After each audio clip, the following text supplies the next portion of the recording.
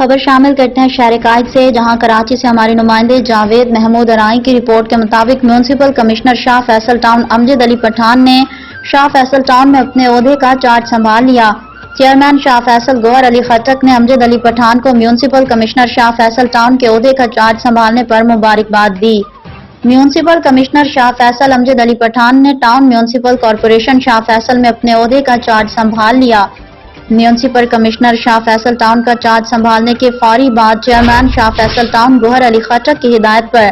Municipal commissioner امجد علی پٹھان نے assistant commissioner شاہ فیصل سارا امجد، vice chairman Tariq Mahmood Bangash اور تمام محکموں کے ڈائریکٹرز کے ساتھ مون سون میں جاری برسات کے دوران شاہ فیصل ٹاؤن کے مختلف شاہراہوں کا دورہ کیا۔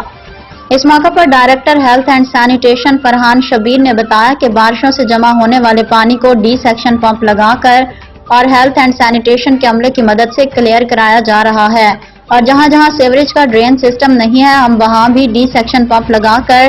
پانی کی نکاسی آب کو ممکن بنا رہے ہیں تاکہ ٹریفک کی روانی کو بہتر بنایا جا سکے۔ جبکہ وائس چیئرمین نے بتایا کہ ہماری ذمہ داری ہے کہ ہم شاہ فیصل کے عوام کو بلدیاتی سہولیات فراہم کریں اور یہ ہماری اولین ترجیحات میں شامل ہے۔ چیئرمین شاہ فیصل گوہر علی خٹک نے پہلے ہی ملازمین کی چھٹیاں منسوخ کرتے ہوئے رین ایمرجنسی نافذ کی ہوئی ہے اور ہمارا کمپلین سینٹر کسی بھی ہنگامی صورتحال کے لیے 24 گھنٹے عوام کے ساتھ